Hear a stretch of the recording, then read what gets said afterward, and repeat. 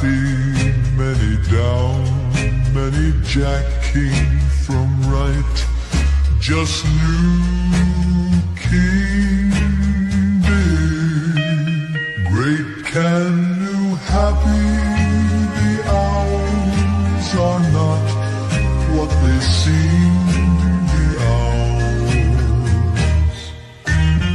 people very just king, great king, people error, people king, big just king, happy, many down, many Jack came from right, just new king big, great can new happy, the owls are not what they seem, the owls are not what they seem, the owls, people very just king, great king, people error, people king, big just king, happy, many down, many Jack king from right, just new king big, great can new happy, the owls are not what they seem, the owls.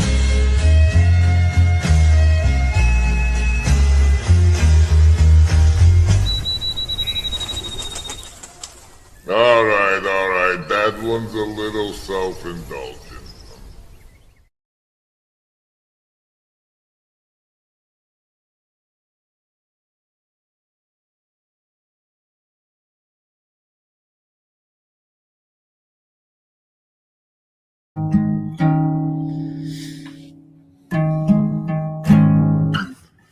I was just trying to kind of figure out that the houses aren't what they seem.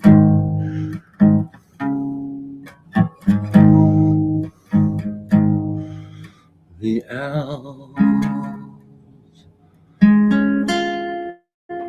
are not what they seem.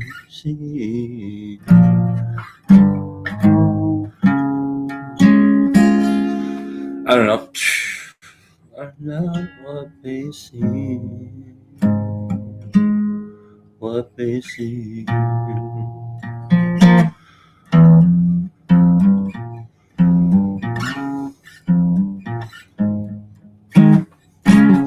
I don't know. I don't have any topics, so not that I can think of.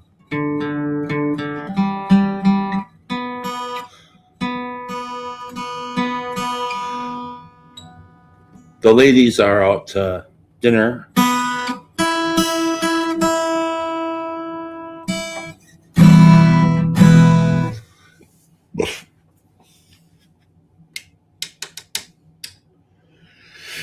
And I got this new sparkling water. It's very good. It's guava berry. Look at how it sparkles. You see how it sparkles there? It's very good.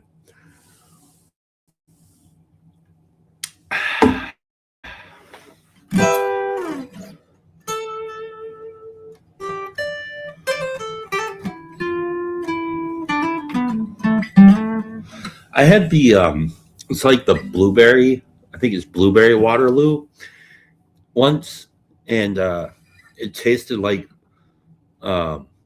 Bush Light, and it was gross as hell. Because you only drink Bush Light if you want to get drunk. I mean, otherwise it's gross. Well, this will be my only post tonight. Anne's made an amazing chicken and pasta dish for dinner. But play Stairway to Heaven for all the guitar players. And if not, then bring healing to the TLC. Thank you very much. Rod, I can try to play a little bit here.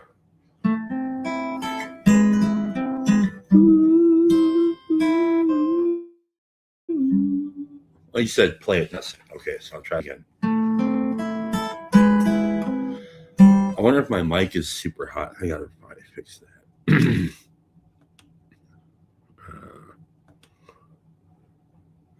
Edit mic settings. Let's go there. Okay.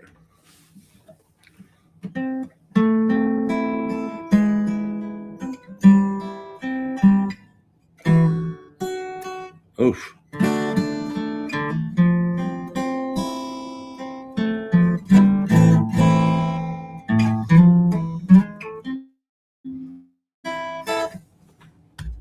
Should probably do that.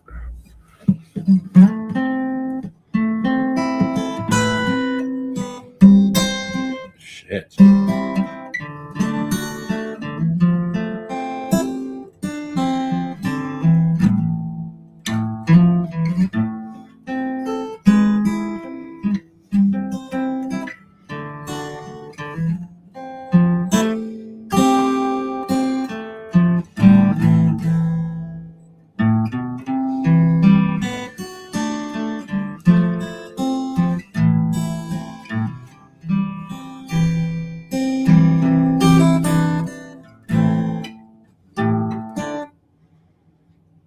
There's a lady who's sure all that glitters is gold, and she's buying a stairway to heaven.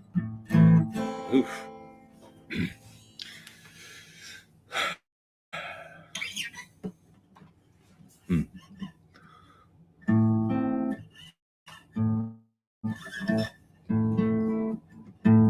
I feel off, dude. I don't know what's up with that, but yeah, I feel a little off right now.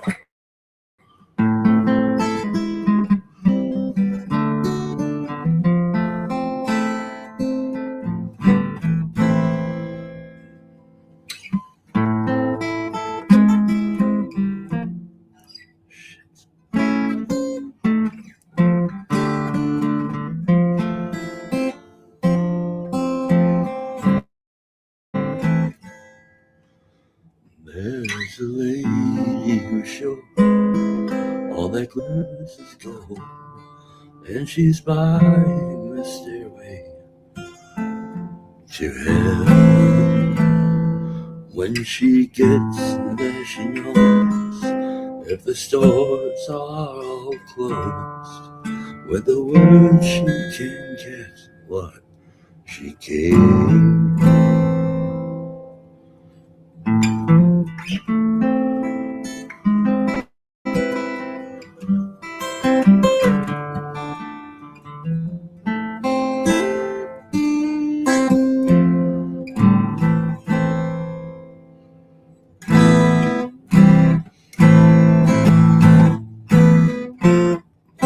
Yeah, I mean, honestly, I should just probably listen to Ezra because I don't know. You know, like Ezra can go in there, he just sings, and he's very like, you know, if he doesn't feel confident, he actually looks like it. So that's cool.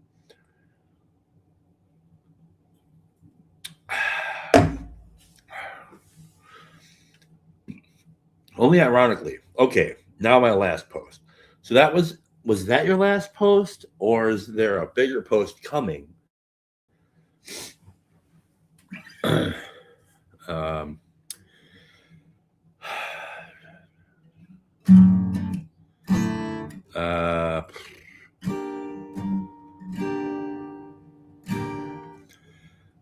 don't know.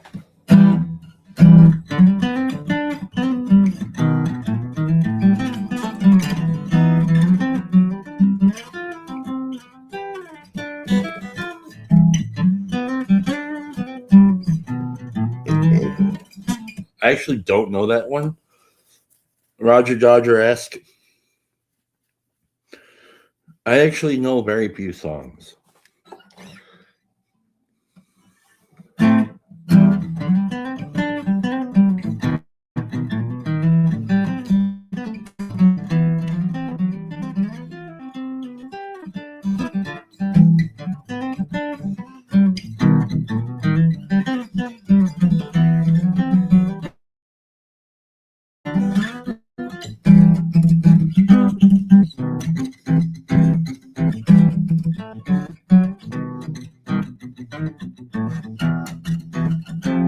Oof.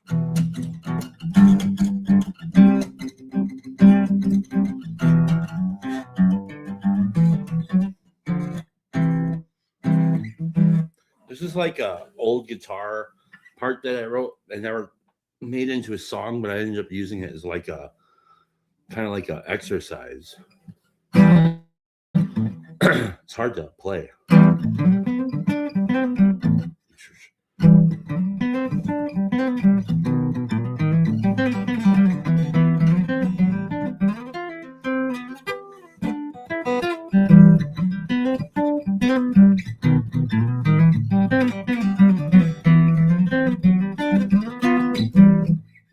Should be punchier, you know. It should be like, oh, fucking Brett's here. What's up, bro? What up, dude? Let's try that again.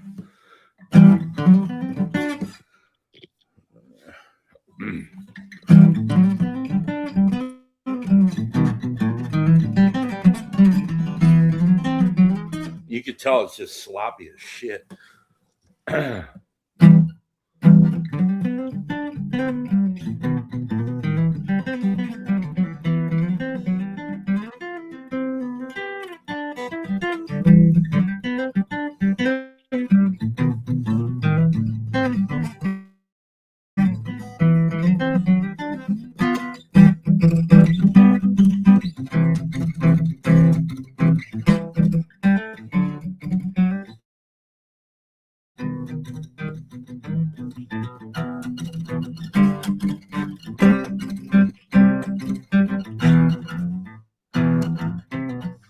Shit.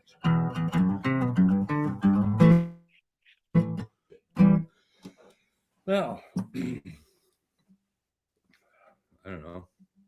Try that again. One more time, Brett? What do you think? One more time at least?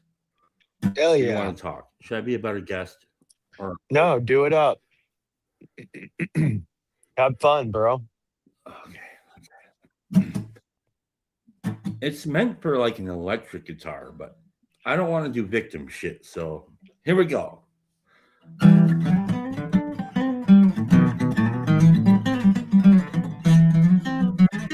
Oh, fucking hell. All right.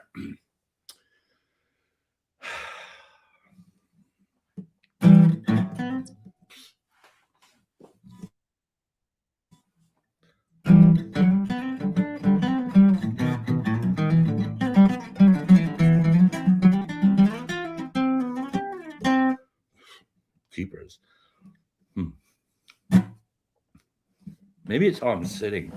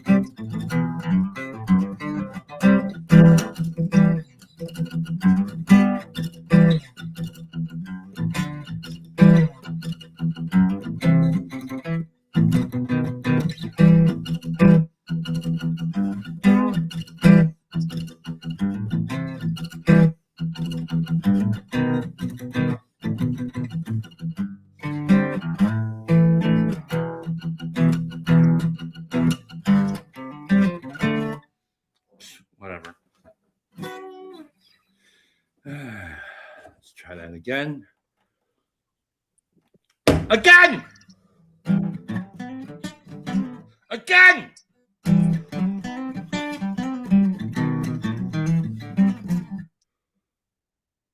again.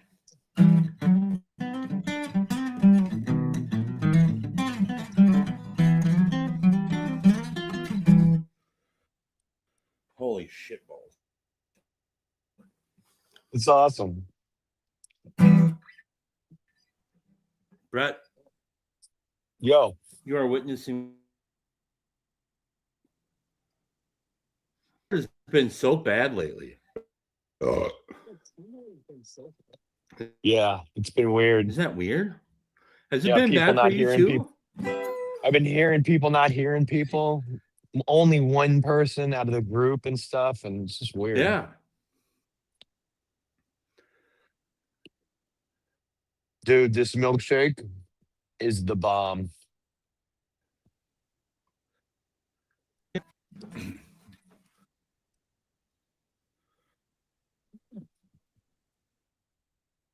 Can you hear me? I basically only heard like one syllable you just said. Maybe All I I should turn said, this up. Maybe this will help. Let's try that.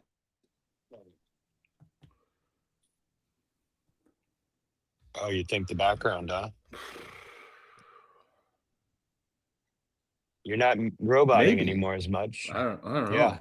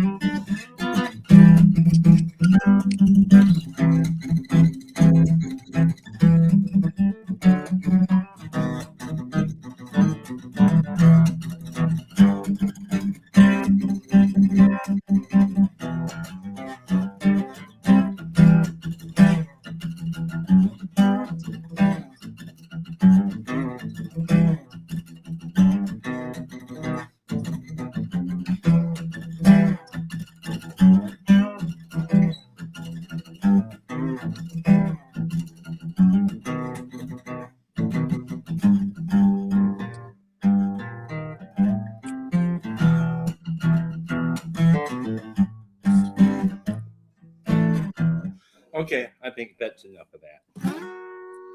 Again. Enough of that.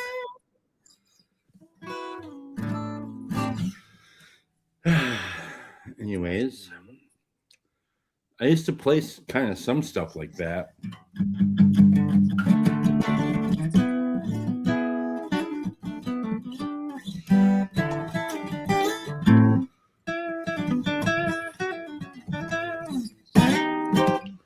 So what's on your mind? What's on your mind, guy? You know what that reminded me of?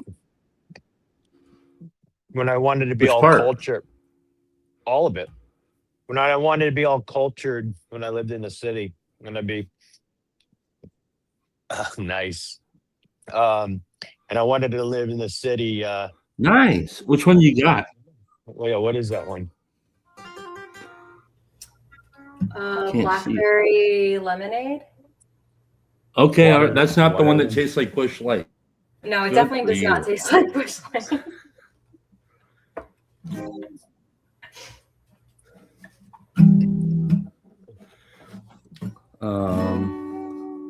So you would say, are you not cultured then, Mr. Brett? No, Are I'm you saying, over cultured? no, I'm saying I never lived in the city, and it wasn't easy to just go find music at any, in my sphere. So then I lived in the city, and I could literally go walk down the street and pop in like a jazz place, and be totally by myself, like no one, just sit at one of those weird tables and just listen to people just riffed out. And it was like, wow, this is kind of cool. I did that with the art museum used to have a wine and music night.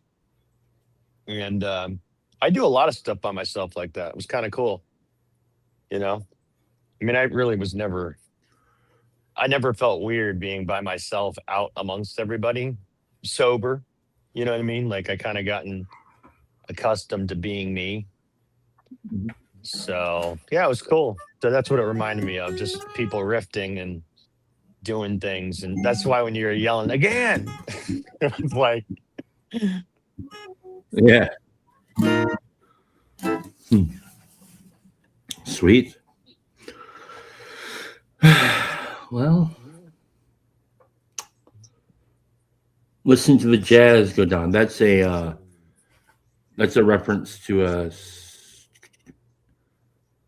Sultans of Swing. I remember them. Yeah. So what do you people have on your minds? Megan's got always stuff on her mind. Okay, maybe you guys can help me with this because I got asked today my opinion on all of these like religious discussions that are going on that seem to be the discussion of everyone in like the TLC. And I realized that I didn't really have an opinion. And I don't know if that's because like I don't care or I don't know the history, or I find it to be irrelevant, and like almost like prophylistic or whatever. But it just hasn't really like struck me the way it seems to be striking the people that I'm talking to. And so I feel like I'm either like missing something or I need to help people realize that they're too far in the weeds. And I like feel like I'm just sort of standing back and observing, and I don't really know what I'm looking at. So yeah, maybe can you guys make it relevant for me, or I don't know. Or should I be more worried or impassioned by this than I am? Brett, would you like a whack at that?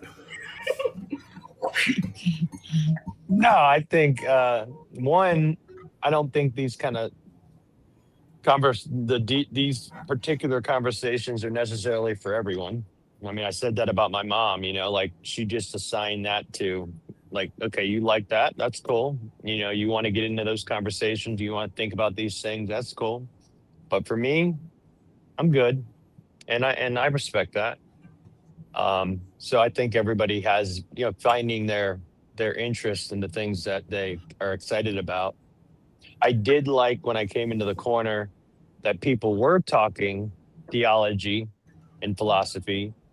I was way more knowledgeable about theology and history than I was philosophy. So I got to learn a lot, and people go on about Kierkegaard or some of the philosophers that I'd always kind of deemed that's not really worthy, I don't think, to feed my mind with just because of what I already know of them, So there's that. But I will say in recent events, the one significant difference was what had happened recently for me and why it was more of an adrenaline boost other than just that Gavin pops into a TLC stream was this particular subject was about salvation. So it was a little different. It wasn't just, oh, we don't like icons or, like typical debating religious viewpoints on, and again, in my opinion, secondary issue. So salvation, now we're having a conversation that kind of hits a little closer and deeper in my heart. So I'm probably more passionate about this particular thing than I probably would ordinarily be.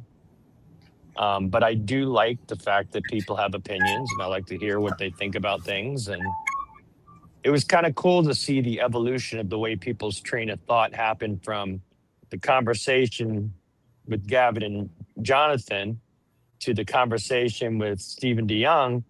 I'm like, wow.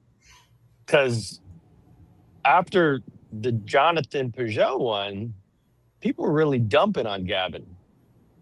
And then after this one, it wasn't they were dumping on him. I think they could see him a little bit better and be a little more charitable. And I thought that was kind of cool just to see that slight change. Sure. But I mean, I'm not saying anybody's right or wrong or whatever. This kind of was getting to about the fact that I recognize that this particular space has love ties with people that brought them to the corner. Some people came through Jonathan Peugeot. Some people came through Jordan Peterson. Some people came through, a variety of different, you know, avenues, and therefore respecting people's, you know, tender passion to a particular individual, and not holding that necessarily against them. It's just where they're at. So, yeah, it was kind of cool. But yeah, I'm not gonna lie. It took a lot for me to not jump on Jacob's stream before Gavin came on. Then once he was on, I'm like, oh, I'm definitely not jumping on now, because then it just looks like you're chasing some guy that you know and I could see that happening. But I do think Mark Parker was a little right. It did seem a little funny because, I mean, you wanted to be hospitable, but there was a tone shift in the way they were discussing. They were being more, honest about it. And obviously he heard that. And it was a little bit of a different tone. So, yeah, but it was a bit chaotic and there was so many people in the room. And yeah, I just thought that it was an unusual particular thing. And so with the subject matter already being salvation and everybody having an opinion, and then here this guy jumps on our average space, to engage people with potentially was a hostile situation. And yeah, so anyway, nobody's praising Gavin. No, Grizz.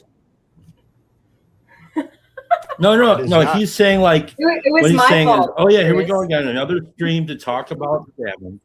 No, that's not what this I think is. no, I think Megan asked a good question about relevance, about what the fact that Megan doesn't really think that this is like that big of a deal, and I mean I think I tend to agree with her. I think what happened was fun for and good for the historical lore of the thing, but of the TLC stuff. But your question, I think specifically. Also, Wes, did we spend time in? We spent time in an estuary meeting, did we not? Yeah, the Northwest Estuary. Yes, excellent. Good to see you again. Okay, Good to see you. that's right. That's very good. Very good meeting. I'll give you my answer, Megan. My answer is kind of like this. It's kind of two-part answer. Much to our relief, we discovered we did not need to consider another's conception of God. Our own conception, however inadequate, was sufficient to make the approach and effective contact with him. As soon as we admitted a possible existence of a creative intelligence, the spirit of the universe underlying the totality of things, we begin to be possessed of a new sense of power and direction, provided we took other simple steps. We found that God does not make too hard of terms with those who seek him.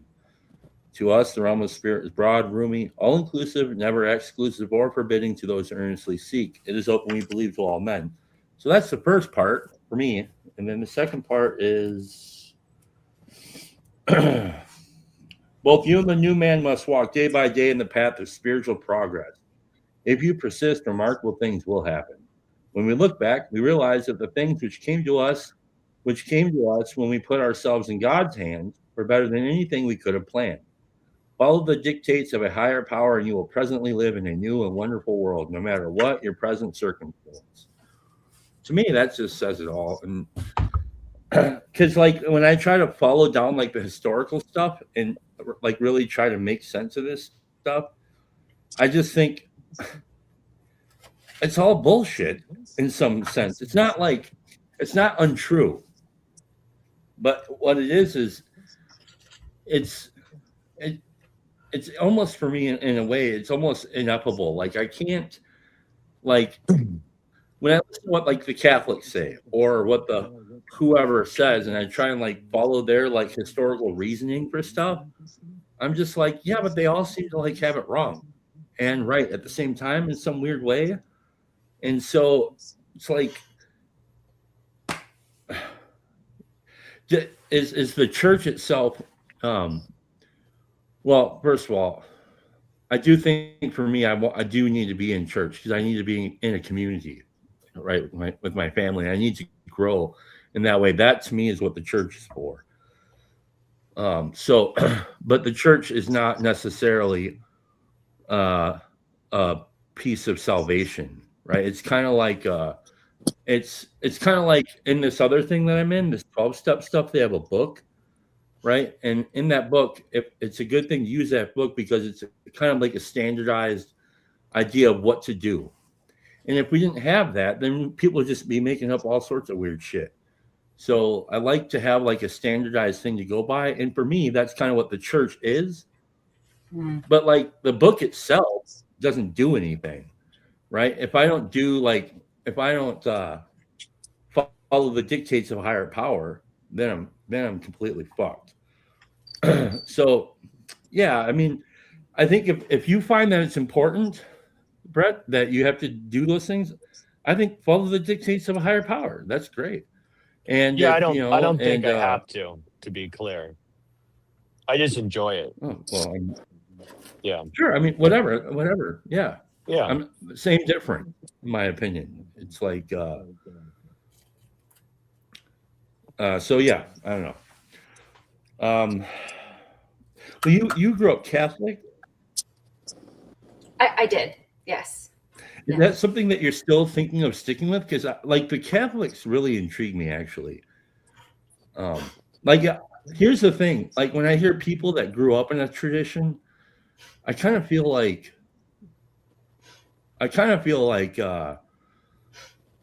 envious a little bit. Although I understand like the reason why they may have turned away or something, like in Wes's case, like I understand those things, but like.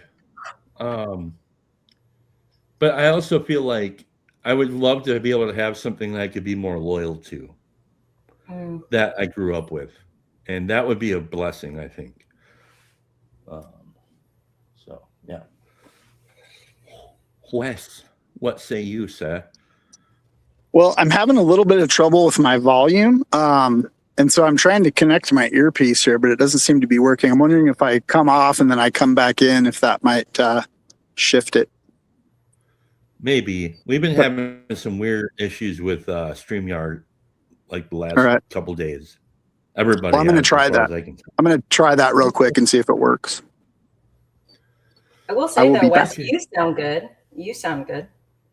Yeah. Okay. Like we can hear you. Okay, very cool. well. Yeah. Awesome. I'll be back shortly. Mm-hmm.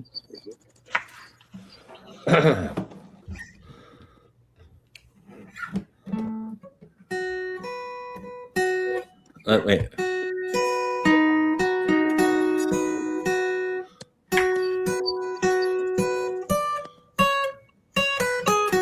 That's wrong. Final Jeopardy right now? Yeah. Oh, there it is. Oh, I have to show you my trumpet. Oh yeah. Yeah. I just got it. New instrument. I'll probably get hit on the copyrights for this shit. Well, they just make you take it down, right?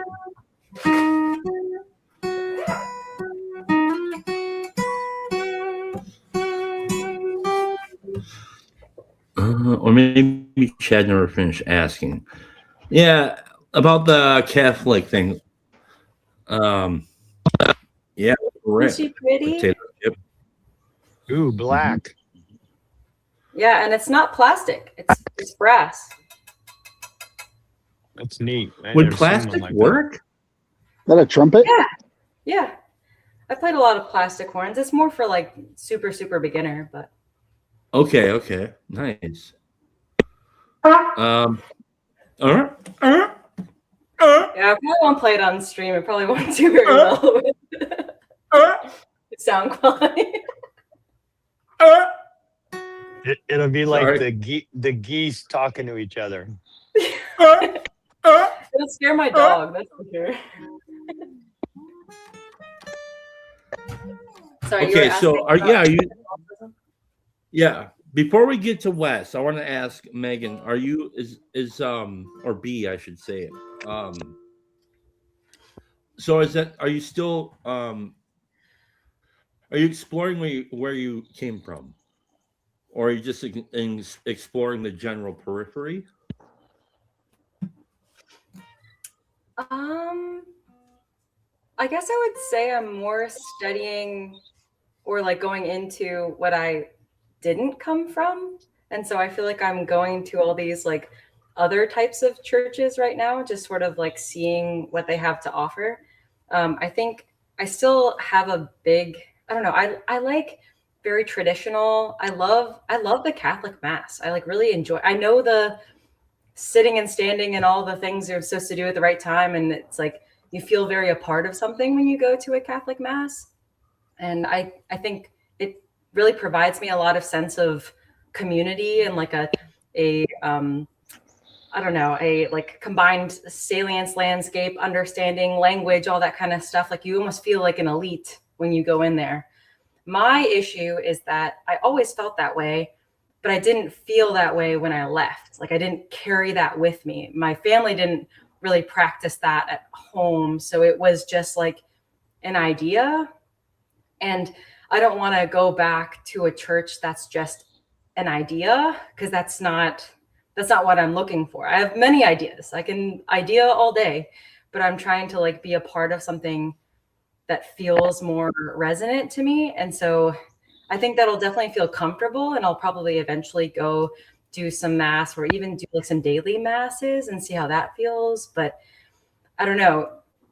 I'm like, I don't know exactly what I'm looking for. And it's almost like going into a relationship when you're like, they're like, oh, what do you want from me? And I'm like, I have no idea. What can you offer me? And it's like, that's a terrible thing to say, unless like it's back in the day and like, it's like, oh, you have 4 cows for me? Great. That's economically sound.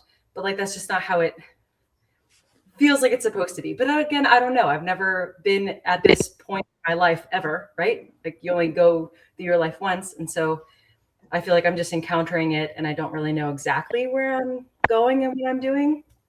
But oh, puppies, so cute.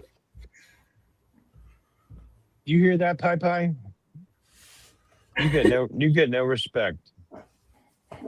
Oh, I love black cats. They're the best. Look at those eyes. Well, that's cool. So yeah, there's that familiarity. Do you like? So have you not only been reading and stuff, but have you been like exploring prayer and stuff again? I think so I was very much involved in almost like the philosophical ideas of like the world for like the past like 5 or so years of my life, like trying not to put spirituality at all into it. And it just so happened that by studying all this philosophy, I like felt the spiritual presence and was like almost like called back into it. And so I was doing a lot of meditating at the time and still do meditating, but I think now I'm thinking about that more as like prayer. And I also am like, I think that when you think inside your mind, that is always an opportunity for prayer, but that's just the way that I think about it. And so that's why you have to make sure that your thoughts are also aligned to like something higher instead of just like, I don't know, rambling in your mind all day, because that's what I used to do all the time. And I thought thinking was a worthy cause. But if it's not aimed towards something, I think it's adding parasites within your mind that end up acting for you in the end. So yes, prayer is probably the biggest thing I think about, but I don't know how to like, it's probably not the sitting at the foot of my bed, hands crossed, doing the whole start, stop type of idea. It's a little bit more all the time than that, I guess. Excellent. Very good. Very good. Wes, what's up? What's up with you, fella? What's on your mind? Well, it's been an interesting journey, for sure, through all these things. And yeah, I got on that stream right before, like, I don't know how many minutes before, but probably 10 or 20 minutes, 15 minutes, something before Gavin got on. And then it totally the shift totally stopped. Like Paul was in the middle of saying something that I thought was interesting, and it would have been cool to continue that conversation, but then the whole attention shifted. Yeah, I mean, I think this stuff is challenging. You know, everybody's trying to figure it out, and I relate to what you're saying a lot, Megan. You know, it's hard sorting through all these things. And did I hear right? You were raised Catholic and you kind of stepped away from it, and now you're trying to figure out what your next step is. Yeah, it was kind of like I didn't see the same practice in church that I did like in my real life, and I like labels became this weird abstract thing to me. Like people were saying they were Catholic or Christian or a good person, and then they could act however they want, and I was like, I don't think that's how that works. So I was trying to like wonder if that was also what I was doing with my life. And I found, especially during like COVID time, when everything sort of just like went weird, I was like, oh, I actually don't know what I mean when I say this, or when I say I believe this or whatnot. And so just, I didn't want to claim something, especially something as important, I think, as like your fundamental beliefs in the world and like potential afterlife and whatever, just because I like needed something to fill that space. Because like, oh, you don't have anything you believe in? Like, what's the point? It's like, well, I just want to make sure that what I'm saying I believe in, I mean it. And I didn't know how to mean it. And I still don't know exactly how to mean it, but I feel at least more aware that I don't know how to mean it yet. So Yeah. I like what Grizz says here. So few people seem to pray and ask God to put them where he wants them. And I think that is in fact a very good place to begin. And you know, I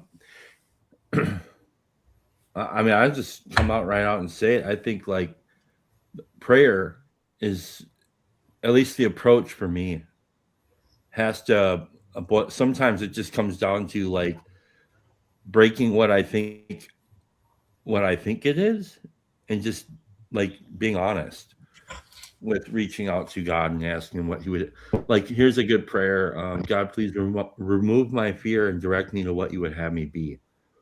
You know, that's a very good prayer because it's kind of like, again, following the dictates of a higher power, rather than like, I don't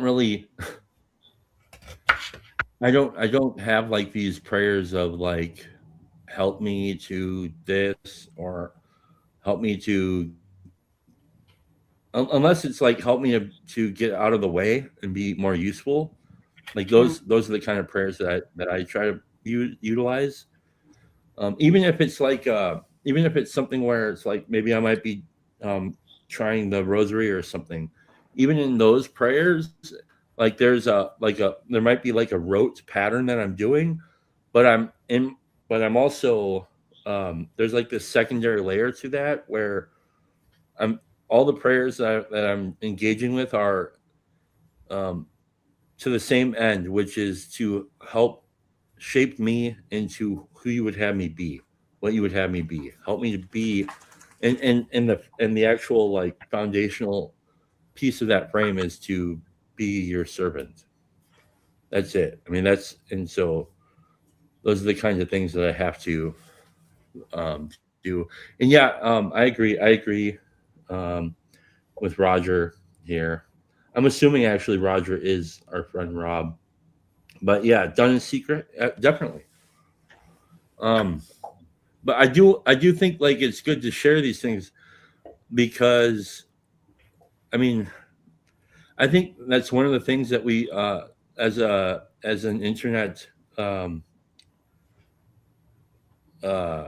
so-called internet community or whatever, we don't really share kind of like what it is that we're doing with each other, you know. And I wonder how many folks are out there that don't actually have a practice that are wondering, you know, like and so it's nice to kind of share what it is that you're actually doing. I think it's good to do that anyways. Yeah, Lord's Prayer is still for sure. Yeah, and what I heard you saying, Chad, was basically trying to come from a position of humility you know, as you approach God and ask Him to work in your life, and that you don't have all the answers. And the 12-step stuff really, you know, is geared towards that as well. You know, like, hey, I don't have it all figured out. You know, I need help. I don't have all the answers. I think that's a really important place of humility. I think is the most important virtue we could have, for sure. You know, really Yeah, important. and I also struggle with praise. I think praising, like that's something that that I would like to be able to do more, is express gratitude or give thanks. I think that's something that's really difficult for me to do because um, I don't know. I just forget to do it. I just forget to do that sort of thing. You mean And like towards like him or yourself or others or all the above? just praising God, giving God thanks for what is. It's like the that's why I like the Grim Grizz Rejoice song, because that's a reminder of that to me. It's kind of like the Rejoice Always kind of thing. Um, and even though like there's some expletives in there, it kind of I can still connect with me on a personal level. Look at my dogs over here being ridiculous. They feel safe to play. That's a good thing. Now she's gonna tease him because she has the BALL now. Mm. What are you doing, Wiggles? Oh, he lost the ball. So, Chad, I don't think I've talked to you since you've had your baby. Congrats! That's awesome. I remember when we were at the Northwestern where you had learned that your wife was pregnant, and that was you know, pre the actual, you know, having the baby. So that's awesome. How old is she now? She is 16 months today. All right. So And you're right in the middle of it. Yeah, she's 16 months going on like 12 years old. She's she's incredible. Speaking of, maybe we should do that. Maybe we should pause for a break. I'll just do Branding. a quick branding break here because this is always a really fun one. I really like this one. I forgot that I had it. Come on. Come on. It's definitely made me cry already. So This one. Here it is.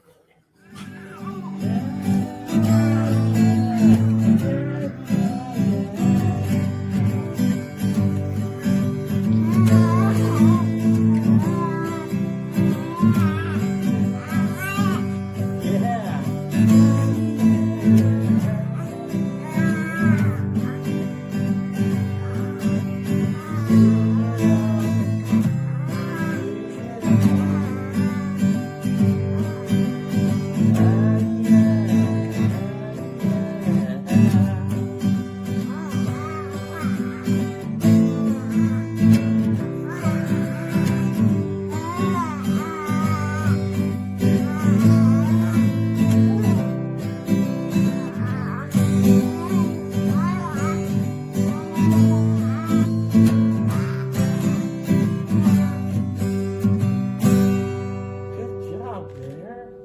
You sang that so good. Yeah. Yeah, you did. Good job, Want to do honey. it again? Okay, here we go.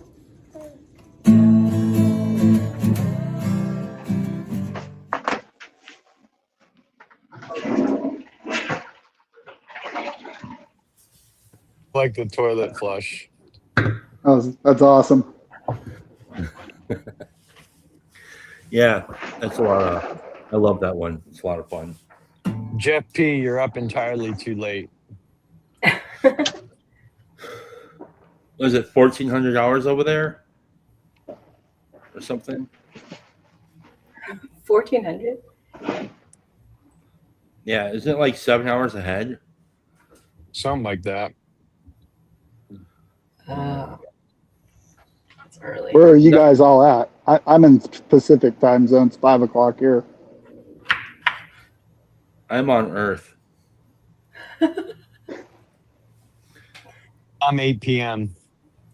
Yeah, 8 p.m. East Coast. Okay. 7 Central. Yeah. Chad, I wanted to ask, what was the most surprisingly easy thing about being a dad so far, and what was the most surprisingly hard thing about being a dad so far? Mm.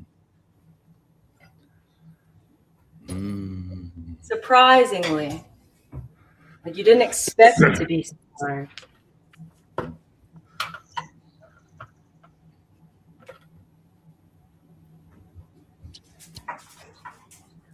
Mm.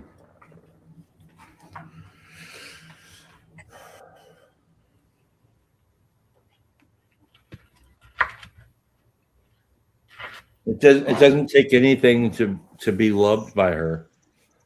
Like that's the easiest thing. It's just like she just loves me and so much. And that's very easy. Also, um maybe the most difficult thing is like when she does have an attitude, she'll just start going like Jean-Claude Van Damme on you when you're changing her diaper.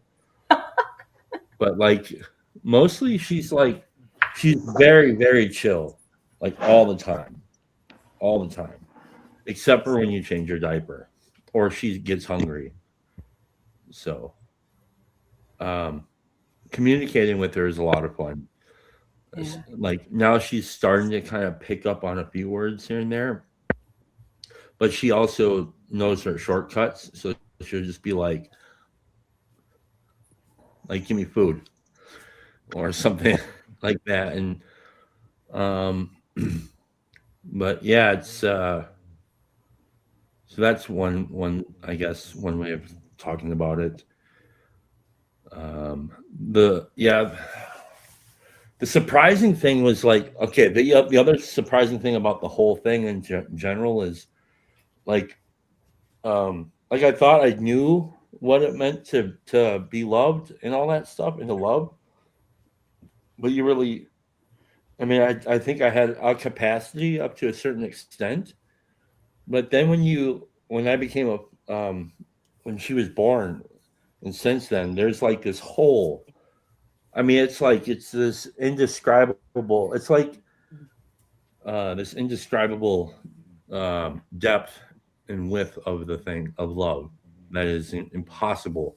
Oh, it looks like somebody else is here. Oh, sorry, I didn't see you down there. Sorry, Scott. Hey, buddy. Scott! Scotty. Yeah. Yeah, the love of your kids, man. Pretty incredible. Yeah. It never gets old either. So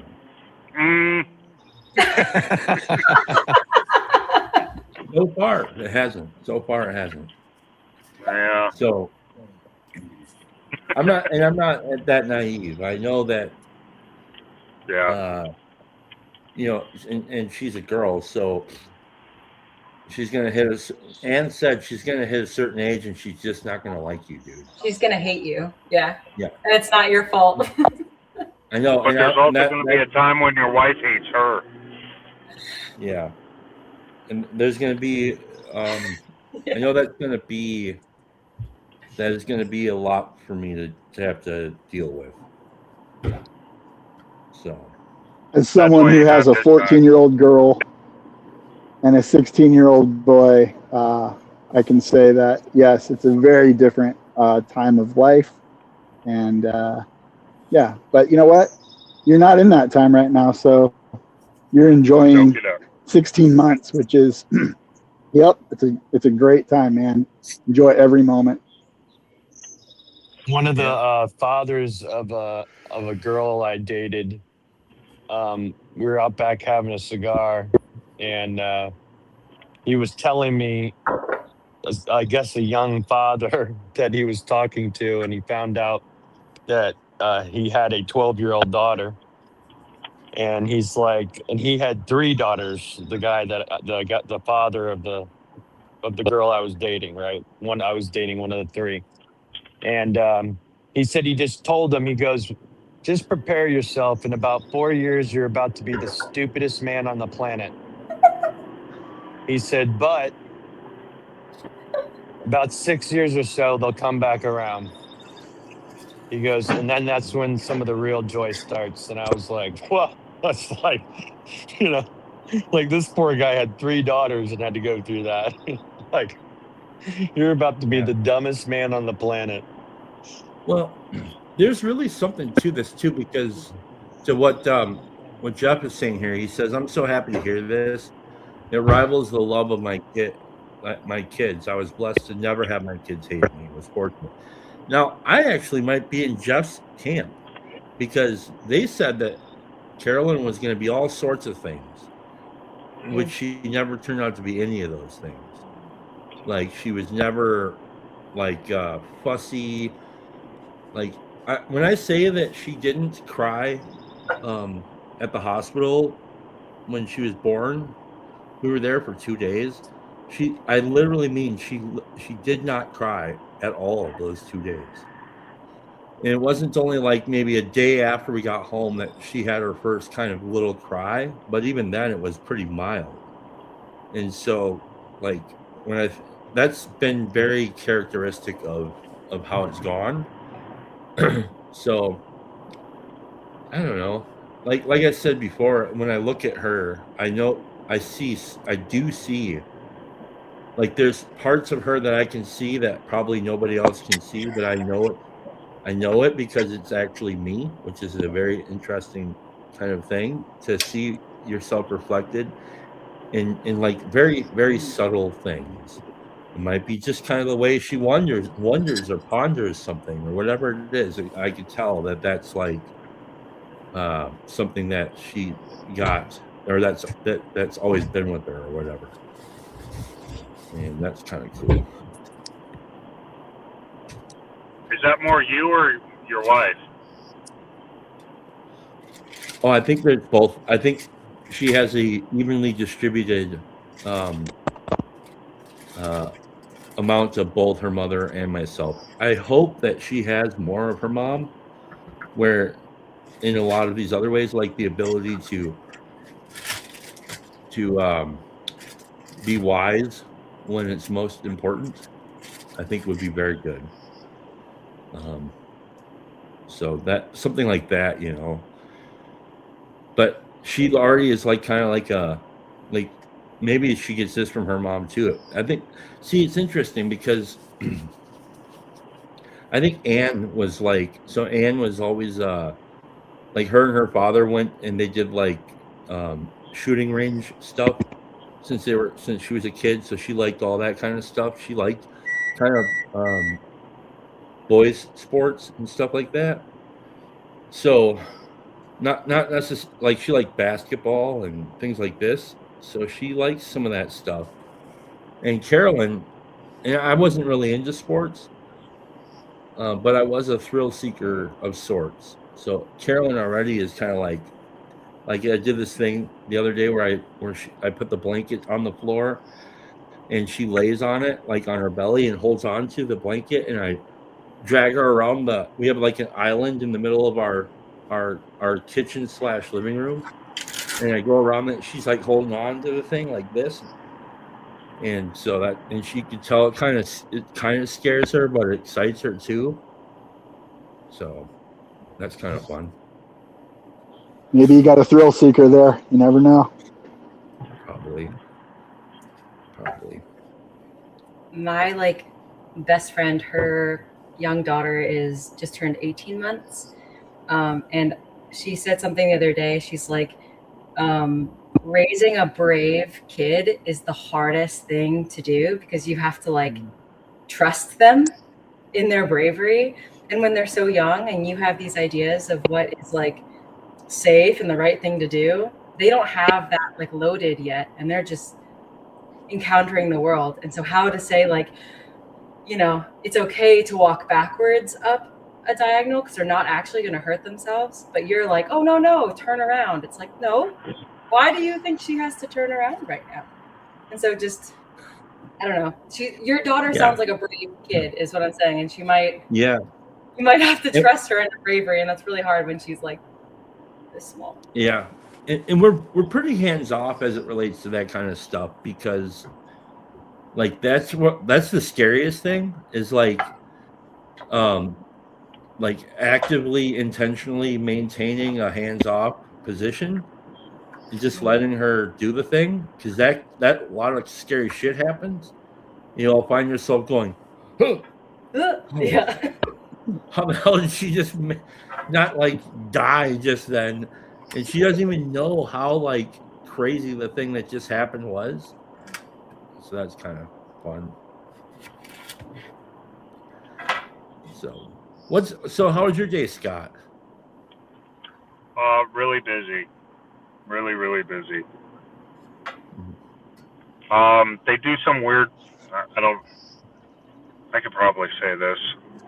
They do this weird thing here at this hospital where so you have charge nurses for each unit in the hospital.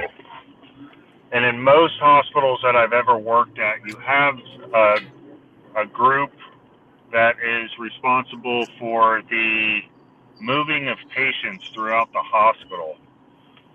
And they also typically maneuver staffing to coordinate.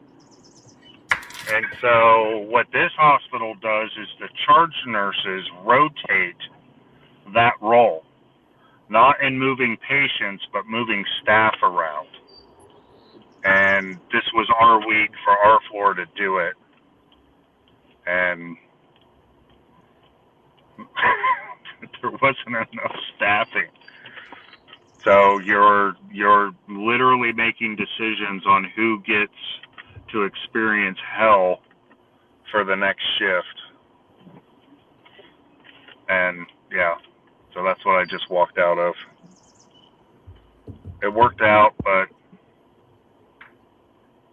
it wasn't easy. So I'm beat. you I'm the fried. staff? Yeah. What's that? So you the staff have to sort all of that out? The charge nurses do. So we have two meetings a day to determine the census. That's how many patients are in the hospital, and then how that relates to the staff, primarily the nurses and the techs. So most people don't know this, but there are degrees of nursing, and so you have kind of like they used to call them aides, but now they've changed the name.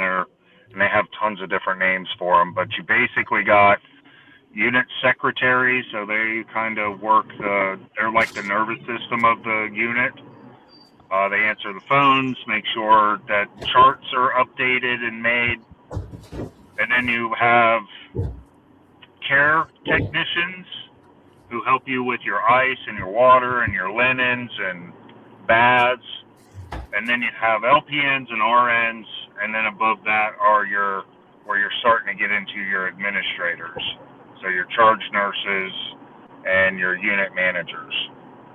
So, yes, that strata of employees and staff, that's what I was helping to manage today.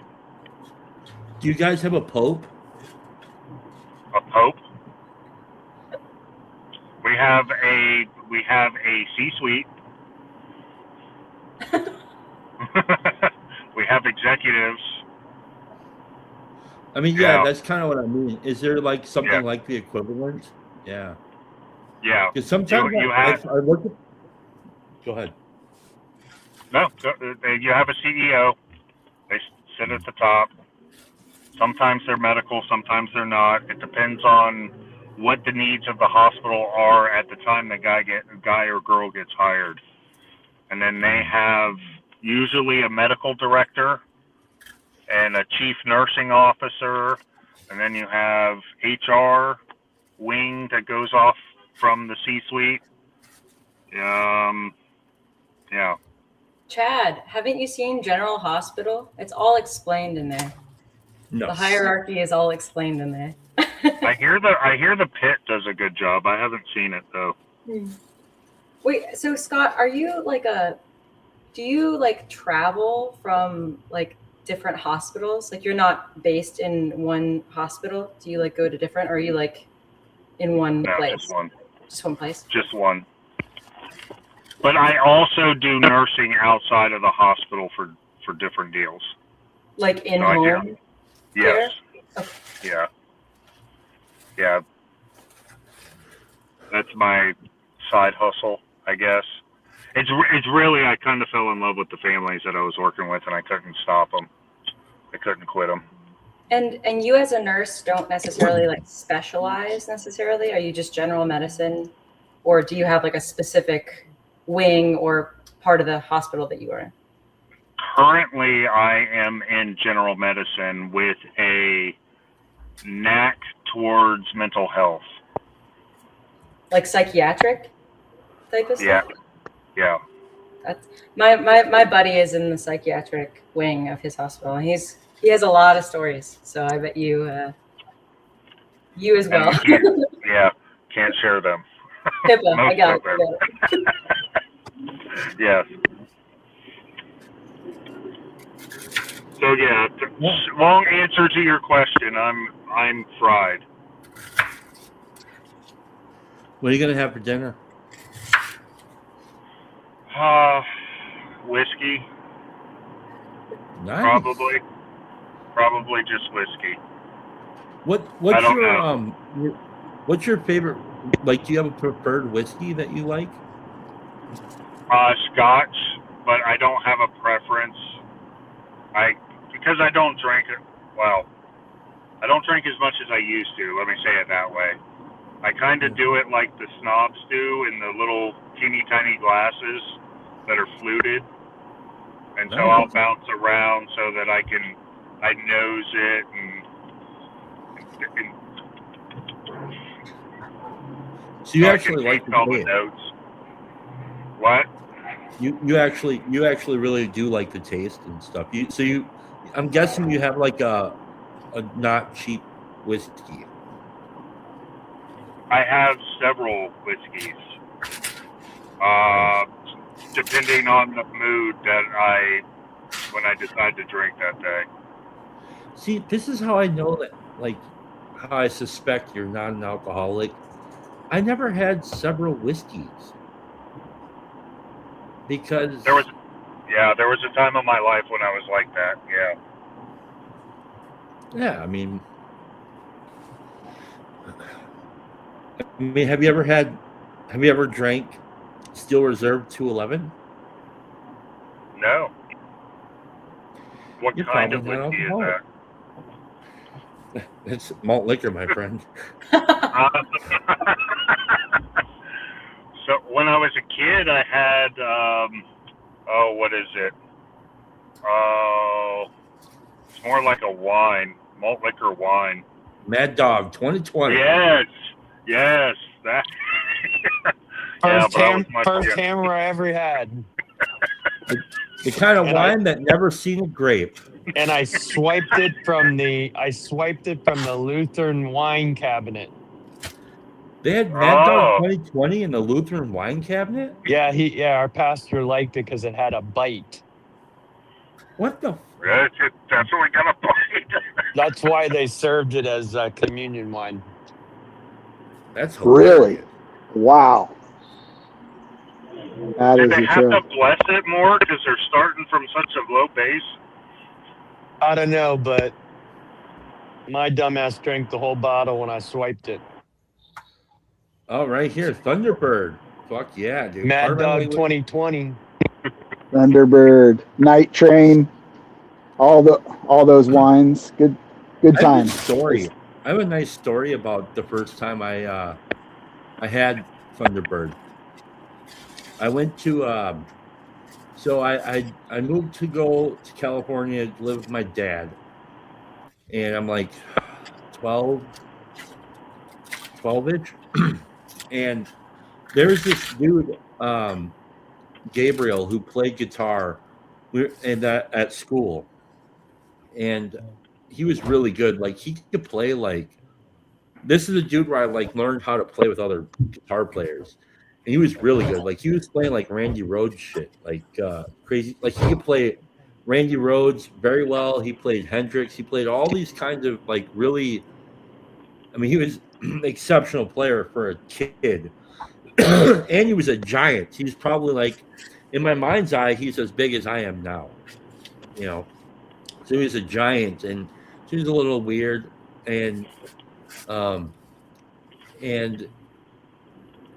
he was. This was in San Jose, and one day we leave the school, and my dad said I can go stay at his house or whatever.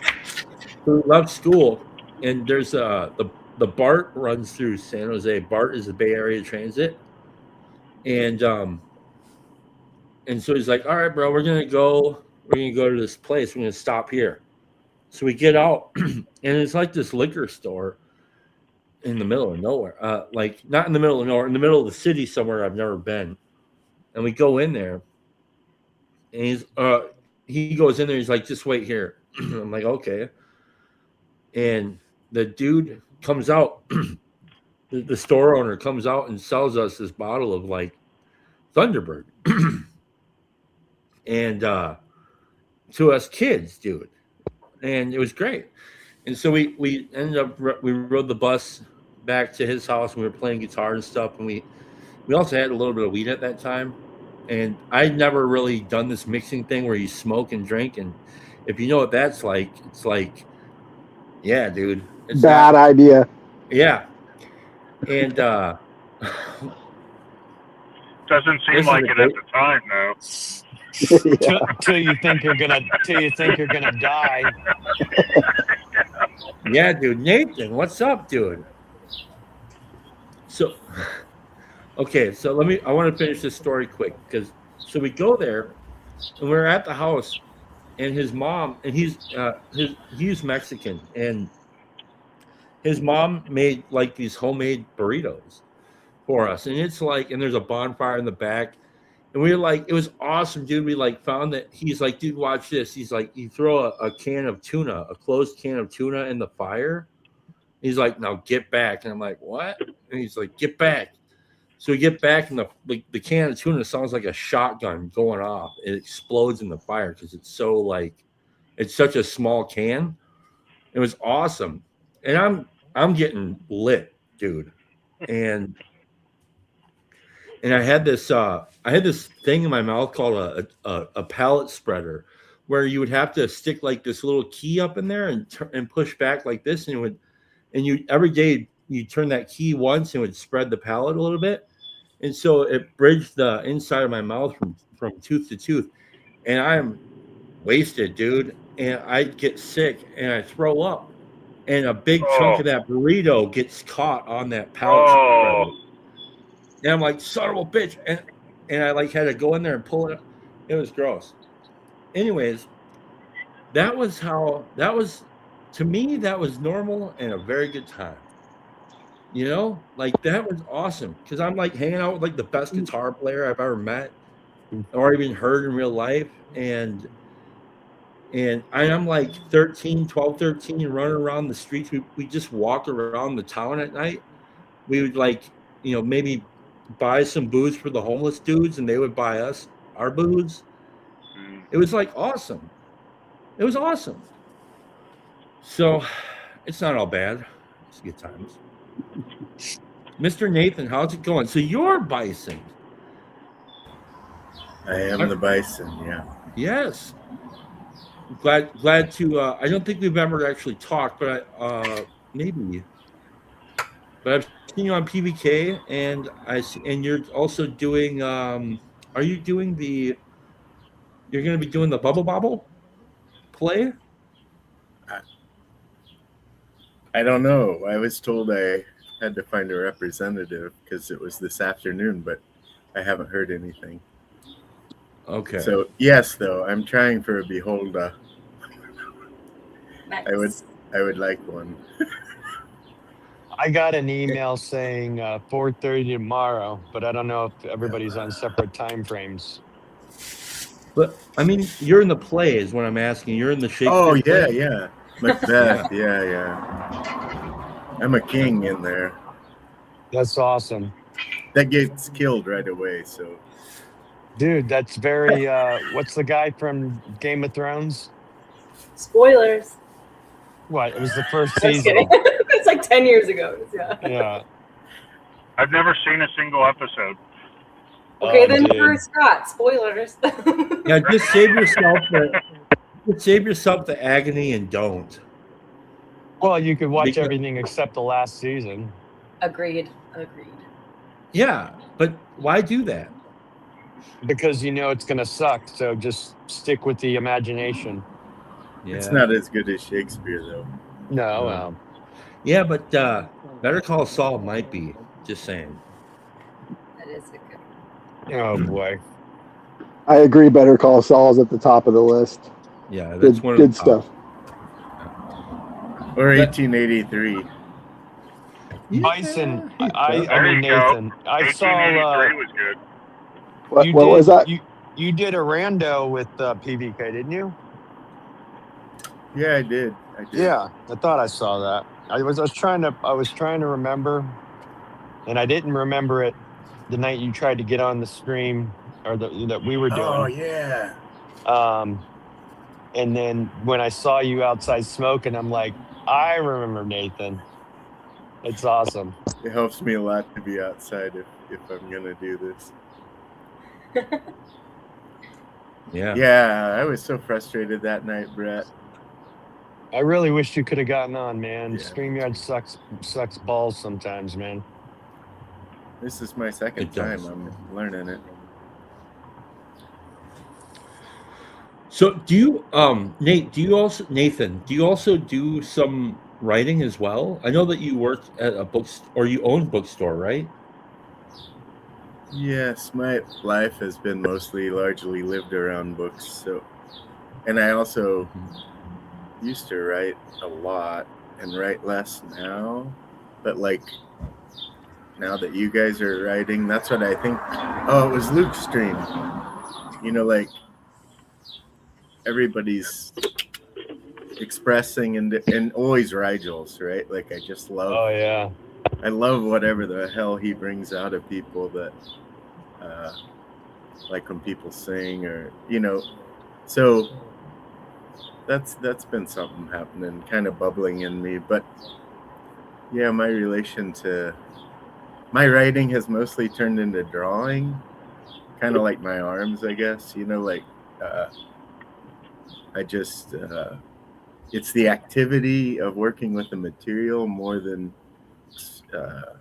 where I find my expression by, and I used to write like, I mean, you can find a lot of my writings if you look for them, but anyway, but now Is the little zine deadline done yet, Chad, or what? I don't know. I know that I got mine in, and I'm very happy about that. I'm very excited to hear people's thoughts on it.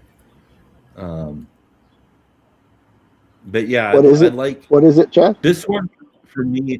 What's that? What is it? You said a zine? Oh, the little zine. Skankenstein put together over on Substack, like a little publication called the little zine, or this little zine, and it's like a little magazine basically. And the first publication that he did online was he had people submit short stories for what do you call it? Cyberpunk Islam. I did not participate in that one, but then he said that the next issue was going to be, the prompt was detective, and I was like, that's it, detective? Like, that's it. I'm like, okay. So then I spent like the next couple weeks, every morning I'd wake up and I'd spend about an hour writing, and I wrote the story. And I'm very like, it's weird because it's hard to explain. Like, I know it sounds trite or whatever, but like, or whatever the word, maybe I'm using the wrong word, but I don't know how it got written, is basically what I'm saying. Because I wrote it, but I didn't write it. And I think it's good, and I'm really looking forward to sharing. I know there have been some people who have read it, and that to me is exciting, but that we're doing this thing where we can actually inspire each other to play. To me, there's like not many opportunities to. One thing I liked when I was a kid was going out to do recess or play out back and play in the woods, and this is kind of like a way to do that, and so that's how I view it. Maybe Nathan could bang out a story. Probably. I was thinking about the curiosity of prompts, where my most productive time, a lot of my partners have been artists that more visual or other kind of materialities. And then I'm always more productive because I have a thing where I can, sorry about the noise. I have a thing where I can see how languaging is like oil or encaustic or sculpture or carving and that helps me a lot. So, but you have too open of a prompt, like just the word detective, that could be fine. Like if that prompts something, but I always found it useful for me to like work off a sculpture or work off and see if language could do that sculpture as language, not as like a description of the sculpture, but as another form of, I guess they call it as ekphrastic or something like that. But I like that. Like it's a very useful thing to do for me. Yeah. I've not tried to use visual prompts before, but yeah, one word prompt is very hard. It's very hard. It's like I don't know what to, so I just kind of like, and what I generally like to do with the prompt is kind of like be as kind of chaotic as I can with the prompt that I'm given, because I kind of, maybe that's like the rebel within me that wants to kind of like stick it to the prompt, man, and then just kind of go all out. But I do generally I see something in my mind. Like I can see the story generally in my mind when I hear a prompt. It's really weird. It's just bang, there it is. This time it wasn't really like that. Like I heard the prompt, and then I had what's really weird about this story is that it has like all these elements of different people that I've met and that I know, and they kind of are not anything like these characters that I have, but I use pieces of all these different people in these different times of my life to create some of these characters, and they seem so like nice and like real characters. And also like taking off fragments of some of my own experience in some ways, and kind of like for instance, this one character, and this isn't that much of a spoiler, but the one character every Sunday would go to the grocery store and get a ribeye and some asparagus with his wife, and they would have that for Sunday dinner. And that's somebody that I knew, right? Well, that particular detail showed up in my character in the story as something that they shared. It's like, yeah, I don't know why that wanted to be there, but it needed to be there. And so I like that a lot, but I feel like I'm hogging this too much.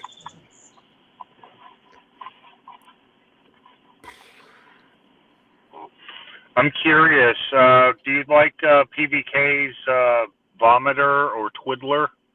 Kind of sounds like maybe you're normally a vomiter, Chad, and this time you were more of a twiddler when it comes to writing. Oh, I think I'm more of a vomiter. I just go. yeah. Well, when I'm doing poetry, I just vomit. I just like for poetry for me is very natural. Like to me, that feels very, very natural. It doesn't take a lot of effort. It's very cathartic for me to do that. And I like the puzzle that happens, like the unpuzzling that happens when I get to write a poem. Like, because there are these things that I know about the poem. Usually, a poem is born out of a question or some expression that I don't know how to say, and so what it is just like here's a way that I can kind of like paint something that maybe you might see it if you read it, and that's very natural to me. This story was hard because, like I said, I only had like an hour every morning to write this. Dolly, thanks me. I only had like an hour every morning to write it, and so I couldn't really drop into any kind of flow state, which is really weird. And I also got caught like trying to do research on where it took place and stuff, which slowed me down a lot.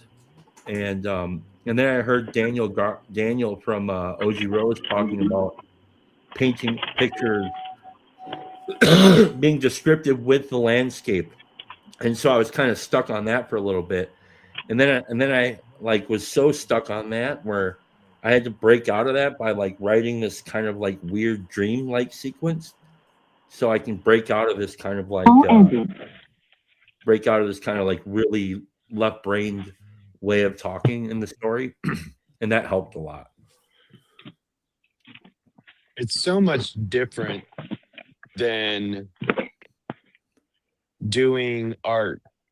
Like, I mean, it's art, but I'm saying like working with a medium like paint or, like for me, when I'm creating something artistic, it's a drawing or it's a weird medium. And so like I'm probably more hung up on the challenge of it, but what had inspired me was something beautiful. Like there was either I want to try to create this because it really means a lot to me, and I want the challenge of putting it into this medium, and then I get tunnel visioned where if the project is so long, it's going to take me a long period of time to create it. Then it's like I wish I could just go days and days and days to finish it. Like an addiction, a compulsion, which is really weird because that's totally different than like when somebody's writing. It sounds like it sounds like I don't know. Just seems like a different type of mental dance. Yeah, I'd like to challenge that if I could. Yeah, do it. So, because I don't write, so I don't really have a frame of reference for that. Well, as you began speaking, I think that's kind of a natural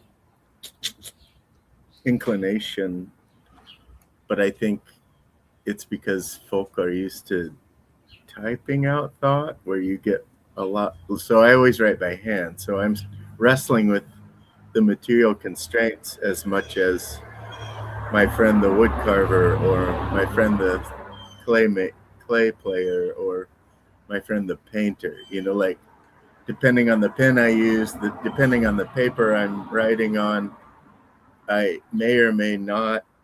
So I'm drawing a letter. I'm drawing, not. I don't know what writing is, honestly, but if I try to make letters on a page, I get lost in the drawing. And then the thing I was conceiving of becomes like some kind of, I think what you're talking about, but like if I set out to, Megan, were you at the Rigel thing? The Rigel thing. So The- probably not. I don't know. Well, they talked a lot about folk that make out of like a intuition or a muse or something like that moves them, and then they want to somehow process that through working with material, whether it's song or painting or a plastic trumpet or what, anything. And that's more how, you know, like I used to work that way. And in college as a pianist, I found that I couldn't stay in the practice room long enough to capture the melodies that would flow in me when I walked. And I remember a point where it clicked. I mean, this is a long time ago, but where it clicked that some other trust came in me that if that melody was that important, it will come back or pester you over and over again. And I've noticed, like, if anybody does visit my writings, like, I'm really prolific when I was devoted only to it for a few years, like 2015 to 2017 or so.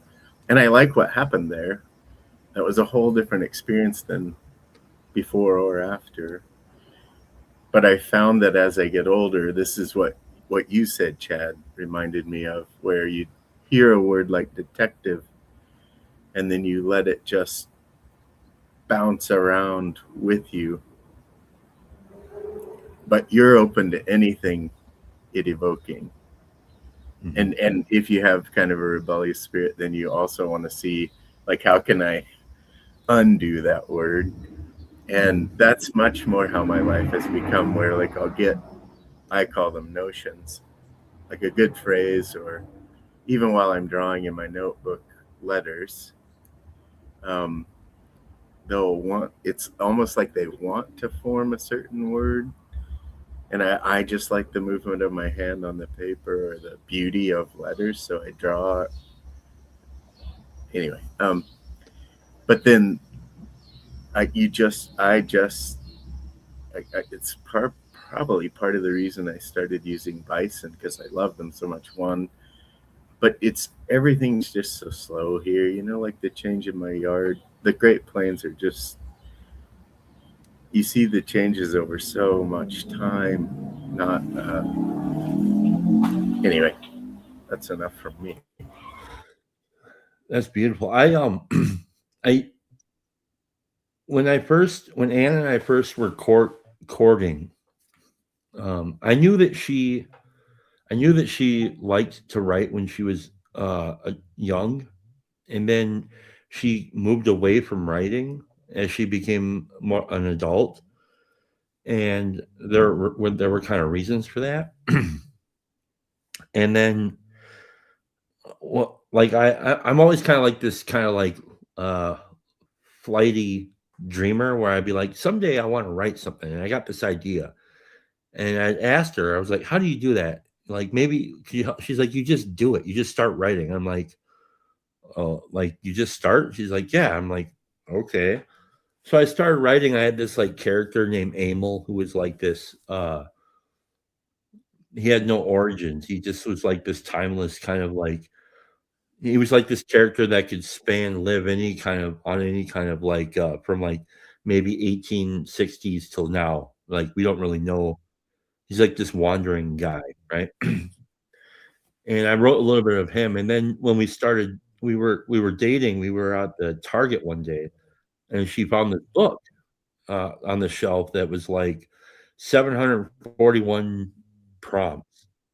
And I was like, oh, let's get that, you know? And I was like, why don't we get matching notebooks? I'll get a black one, you get a blue one, and then we could share a prompt. We'll agree on a prompt, and then we'll go off in our own little corners for the week or whatever, and we'll write our story, and then we'll come back and we'll share our stories with each other. And we have about 20 of those, and they are great stories. I love them so much. And the reason why this happened was because I wanted to know how. I knew that she liked to write, and I wanted to know what it was like, what her writing was like. turns out she's actually the greatest writer I've ever encountered. I'm not even saying that this is not hype or nothing. It's just a fact. Like, and I love, like, you know, Stephen King, and like I love weird shit. I like McCarthy, Cormac McCarthy and shit. Like, I like the poetry of his words and stuff. And she has got that shit beat. And I'm like, and she would read me her story, and I would just sit over there and just kind of like get weepy, because it was like, my goodness, look how beautiful her writing is. It's just so good. And so we have all this collection of stories that were handwritten, and they're just sitting there, and we every once in a while we do revisit it again. It's just hard sometimes for her. And but then I started doing this thing where after I deleted my channel, I needed to do something kind of creative. And I used Substack, and I found that actually typing, I like to type. I liked typing the stories. And so that's why I like to, it's a lot easier. It's a lot easier because I want to get it to the people, and I don't want to write it on pencil and then transcribe it with the computer. It sounds crazy. So this story that is called 16th and Grant, I asked Anne if she would edit the story for me. She said, yeah, that's great. I gave it to her. It's like, 16 pages of just one big block with like no spaces, real bad spelling. Because I don't know the technical way to write. It's just really bad. And she edited it, and it looks beautiful. And I was like, you have free reign, do whatever you want with the thing. And she beautified even some of the dialogue in there. And so yeah, that's cool. I love doing that stuff, man. I love it. The other thing be good at this stuff. You don't even have to be good at it to do it. That's what I like about it. Go ahead. Sorry about that. Oh no, it's okay. I just remembered the other things.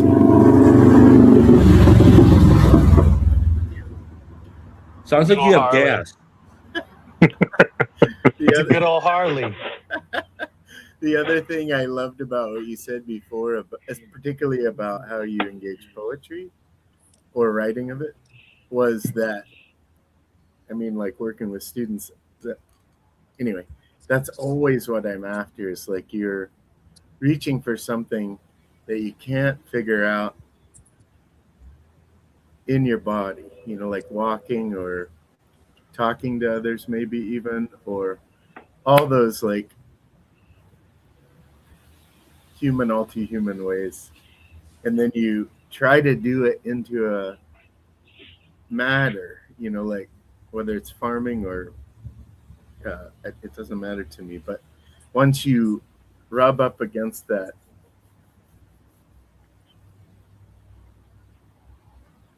wrestle of another thing like language, that's why I do think language is like material that we pass between us all. But when you try to put it into words, but I love the way you said it, like that you usually start out with a knotted, I can't figure it out. Maybe if I work with language, I will get farther. I like that. I mean, that it goes right back to like, I used to do it more, but like working out anything on the piano, it's like, we watch Rigel do it, right? You have a notion, and then you wonder what happens when you put your hands on this. Mm-hmm. Yeah, my first encounter with that stuff was through music, I think. Maybe even before that. Maybe it was drawing, like as a little kid. When I was a kid, it was drawing, and because that was what was encouraged, I think. Like that's where I got some attention, was, the kid can draw. That's cool. And and then music was like for me kind of the first discovery that there's a power that I can tap into this world that can get me to connect with other people.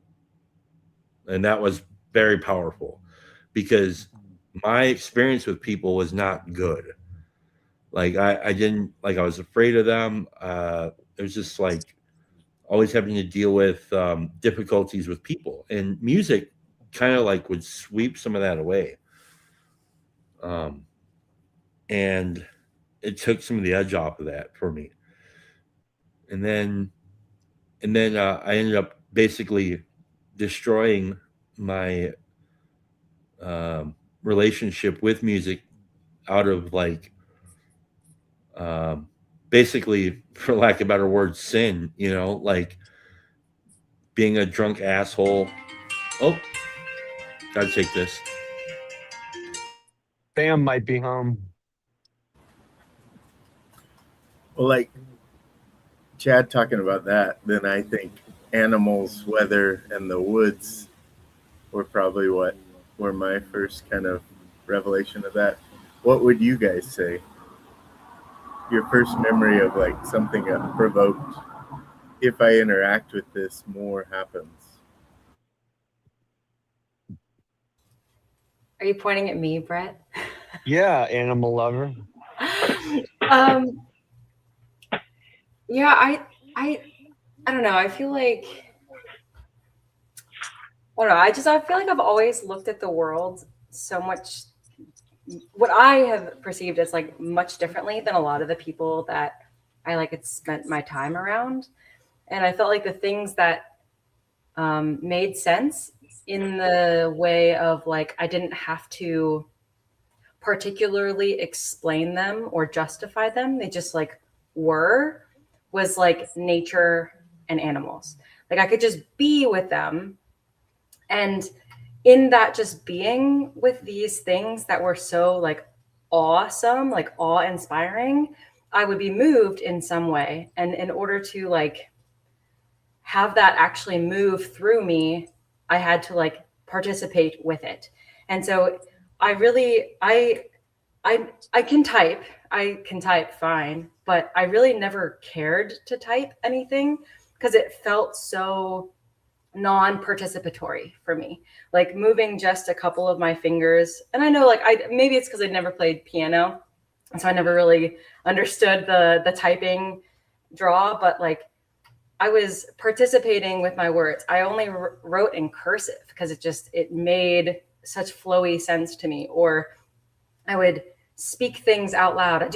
Most of my texts to my people are like voice recordings of things because I'm like singing through my words, like expressing it in a different way. Because if someone were to text me anything, I have no idea what that is. Like I get a text from someone and it's just lines on a screen. And when someone even if someone were, even a robot to say that, well, not a robot, but even if someone were to say that one sentence to me, it would just feel so much more. And so I felt like the words were only coming through me when the moreness was already there. So I feel like I had to experience the moreness first, as like a, was it bottom up type of experience of it, versus I think a lot of times we like think of it as very like top down. I already know what I'm going to write about. Whereas I was like, I have no idea what's about to come out of me, but something needs to pop. And that was, yeah. So I don't know if that answers the question or not. I also want to say, Chad, that is the most romantic activity I could ever think of. And so I have relationship goals. I think that is so awesome that you guys participate in that way in such a creative, I don't know, something that will last years, forever. Like you can give that to your daughter and like be like, look what mom and dad did. Like that's why I share it, because I think like little things like that aren't little. Like they're actually like, we could sit down and watch TV, which is fun. I like to do that. But like, or you can like, yeah. And that's the practice is you don't even have to be good at it. I want to emphasize that because I think one of the things that blocks people from being able to participate in creative activities as adults is that they assume that they have to be good at it to do it. And it's like, well, I found that here's how I found that I fell back in love with art was with music. I like I said, I destroyed my relationship with music. And I got to the point where I was so critical of music that I couldn't even listen to music that I loved without having this like really ridiculous critique on everything that I heard, even the stuff that I loved. Like I was just, like it turned into like this, like deconstructing everything I heard, and it just was like, ugh, and it's so insufferable. You think I'm insufferable now? Like imagine me around like something that's beautiful and just saying that's not the way. And why did they do that? It's like, oh my god. And so when I went to jail, after I got out of jail, I was on house arrest, and my sister-in-law gave me some watercolors and some blank paper, and she's like, "Well, you're on house arrest. Here you go." And I'm like, "What am I going to do with this? I don't paint." She's like, "Well, I don't know. You can just do that." And so I approached painting in like almost like a mocking way. Oh, I'm going to be a painter. And I was doing that kind of like in a mocking way. And I discovered that I really loved it. I was like, oh my God. So like I just want to share this. This is one of the things that I painted. It's hard to see maybe, but is this weird if I go solo? Will it be weird? Yeah, I know this. It's your show, Chad. I'm being really self-centered. This is cool though. I like this one. This is my favorite. Nope. You're not self-centered enough. Especially with that painting. That's so dope, dude. You shrank it. But yeah, I like that painting a lot. That's a very fun painting. But that's where I discovered, oh, I can actually like art again if I just approach it like a child would approach playing outside. And that's how all this stuff happened. This is a little piece of wood that I carved into a flower for the same thing. No, I'm not a wood carver. What the hell am I doing carving wood out of a flower or flower out of wood? And all those things are fun to me. And the only reason why I share this stuff is to say, like, you guys can just do this shit. You don't need someone to give you permission. If you want to get off, if you want to get away from yourself and step into an arena where, like, it's boundless, yeah, dude, go play. Here's one. This is Anne's version. We went to one of those things where it was at a coffee shop, and there was a lady there showing us how to paint this shit. And so this was one hers is really good. I like it. Very cute. Is that It's an like otter? Yeah, Oh, it's an otter. otters are the best. Yeah. But this one is mine. It's got, the Pall Malls because I smoke like a chimney. Those are fun. So. Hey, Chad. Do you care if, like, when you got that phone call, Megan answered a question that you talked about, but I wanted to hear Brett and Scott answer the Oh, yeah. Sorry. No. It's your show. What was the question? I forgot. The question No, was, you're right. like, when you first felt that relation or resistance that brought out more from you than, like Chad talked about, drawing because that was the medium offered to him as a child, that he realized more comes out of me when I do this and then I said animals and weather and whatever I said. And Megan talked about places where more is brought out of you, but you also don't have the human. Well, it can be human.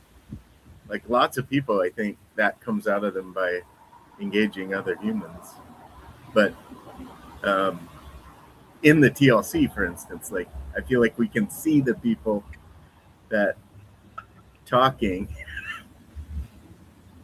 does the thing. But what were you?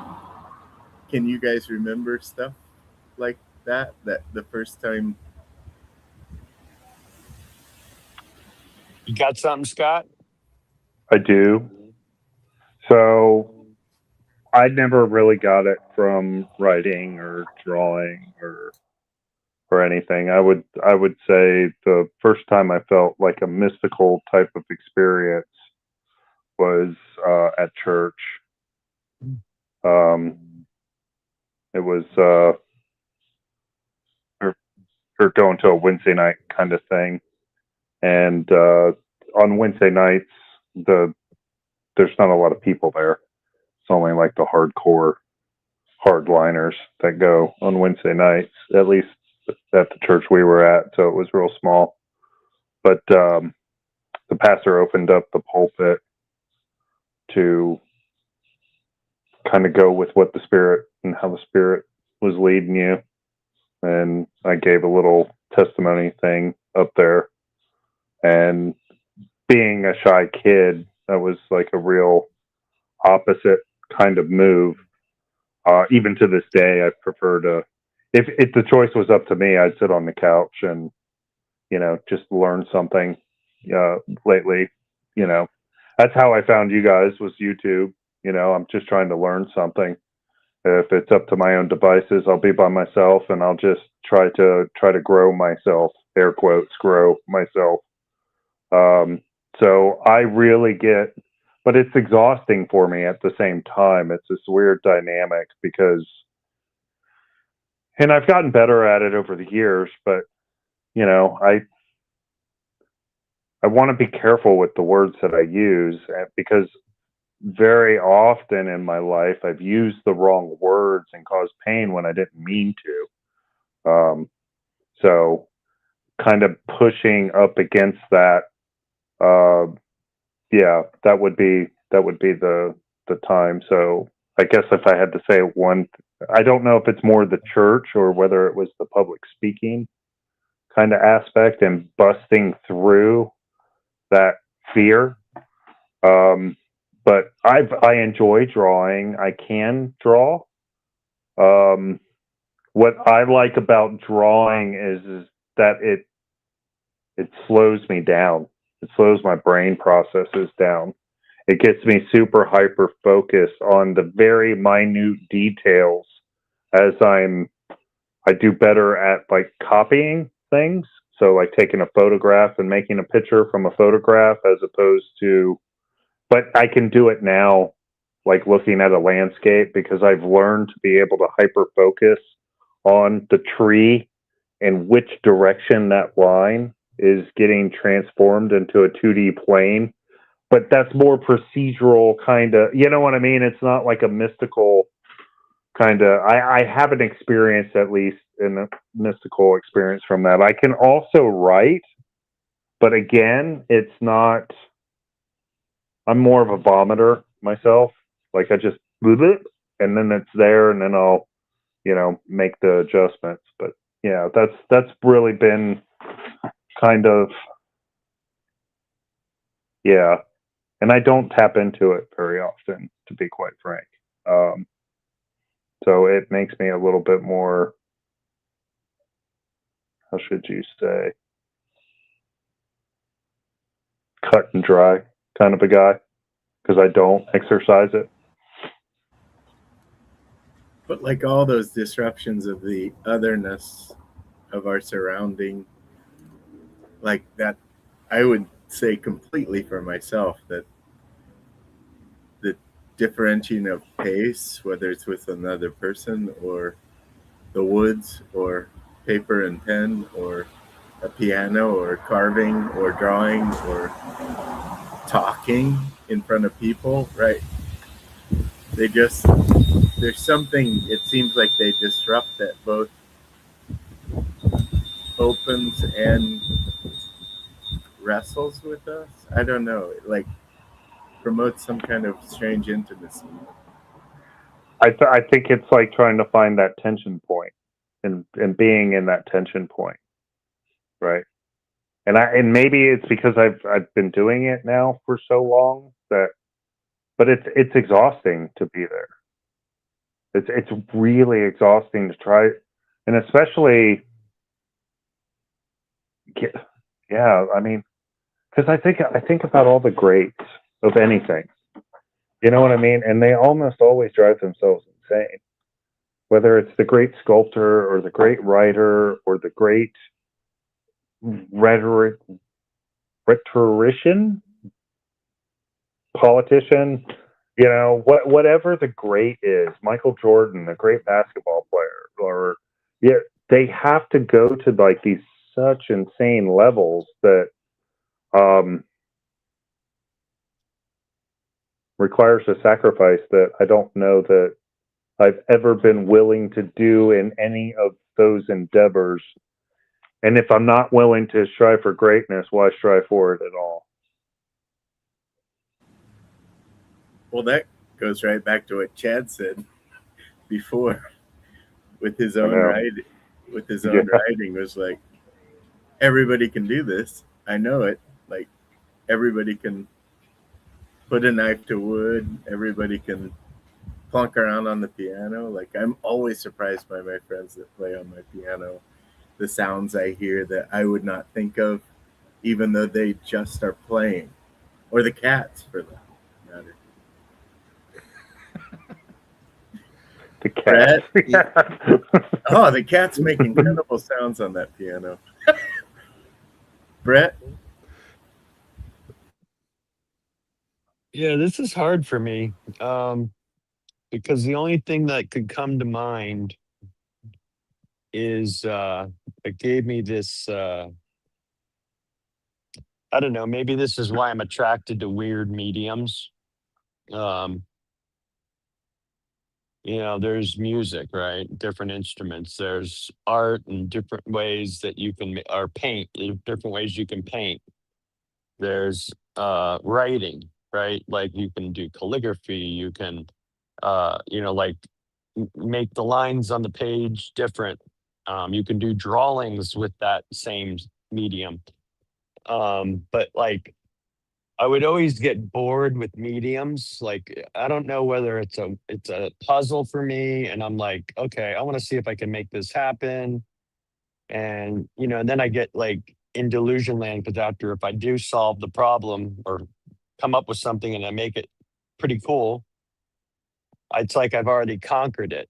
But there's part of me like, I wonder if I could keep doing these, you know?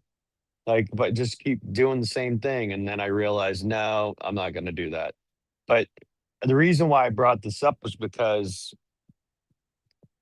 early on in my, I don't want to say childhood, I would say early adulthood, I started realizing things I was taking for granted, the way that I saw things. Now, this may sound navel gazing and whatever, it is what it is. I'm not trying to do that at all.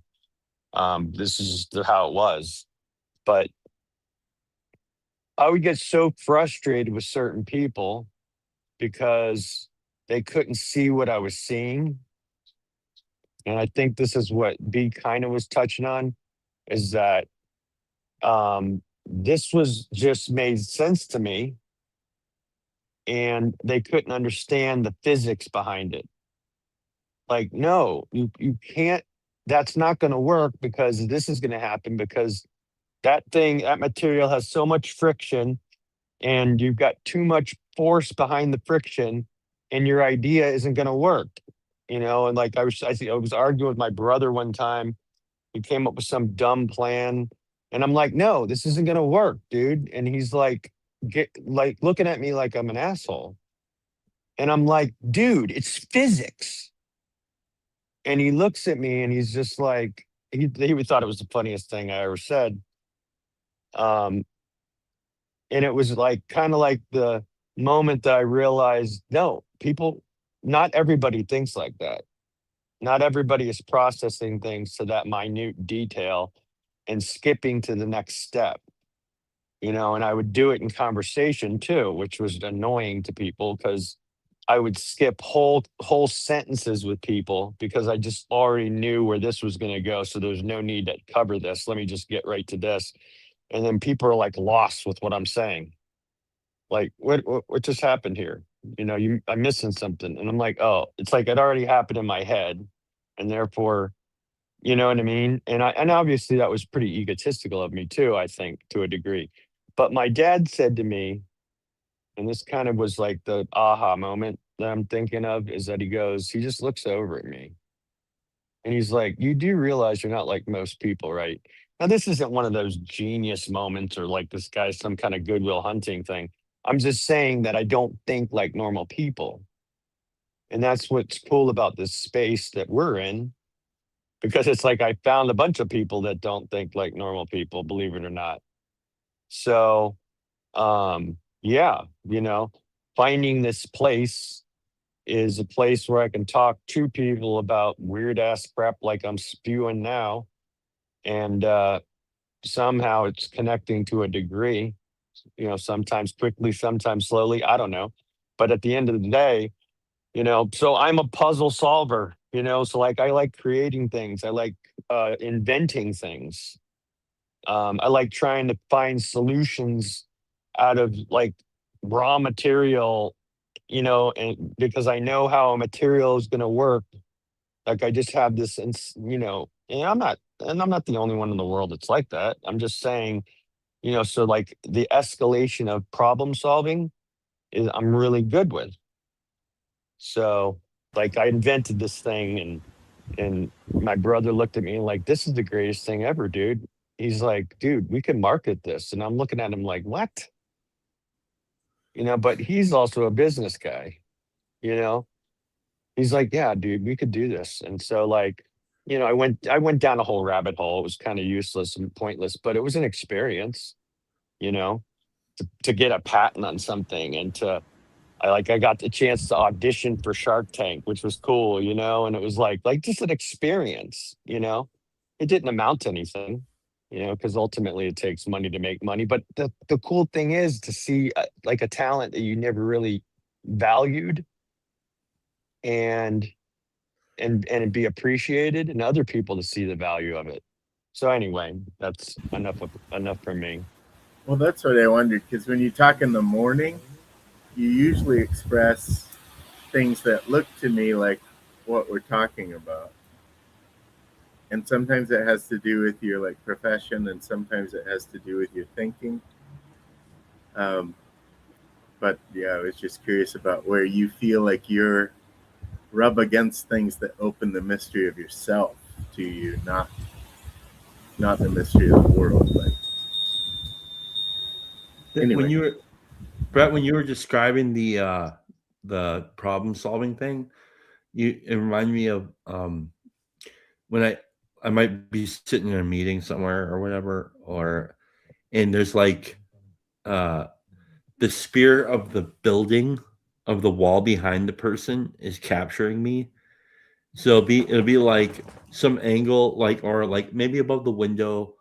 I don't know. It'd be like what would happen? And it's just completely random, useless bullshit idea about like what would happen if you put a level on there, and would it be? And so like I'm like, I don't know if that's what they refer to as ADD or whatever, but like I'll just be like completely captured by the spirit of the room, of the building itself, and like I'll just be like looking at things and wondering, and this and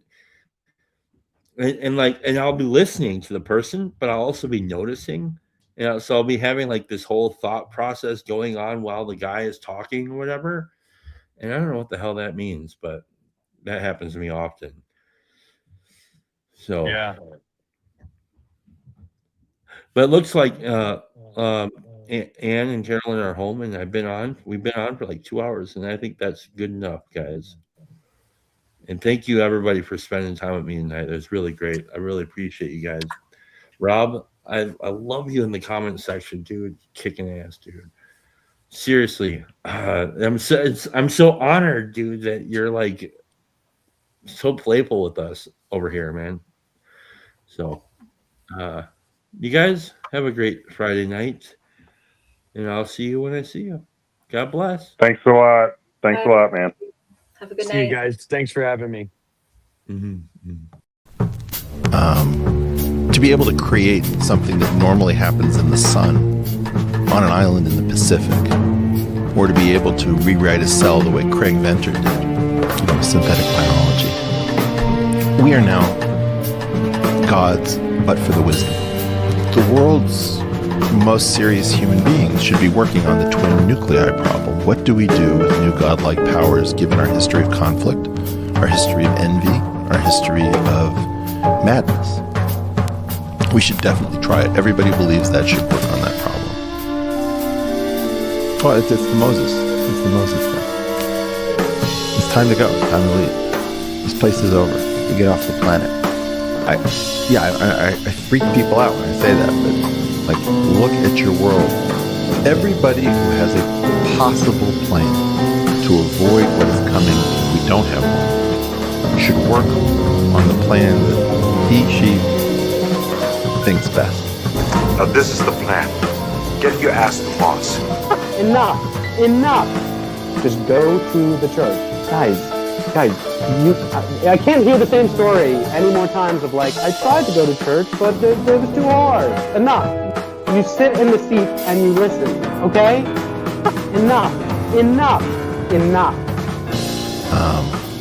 Just go to the church. Enough. Like, enough.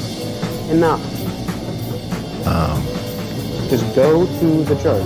Enough. I'm tired of hearing your excuses. Amen. Enough, folks. Enough. Okay, put your big boy pants on. Enough, folks. We're done. We're done pretending we don't know how to give the pill to the dog. Right. But they're much simpler than we ever imagined. It's not that hard. Guys, we need you.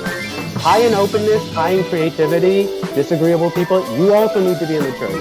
You put the pill in the peanut butter. You take the pill, you put it in the peanut butter, you give it to your dog. Enough. Should be a meme.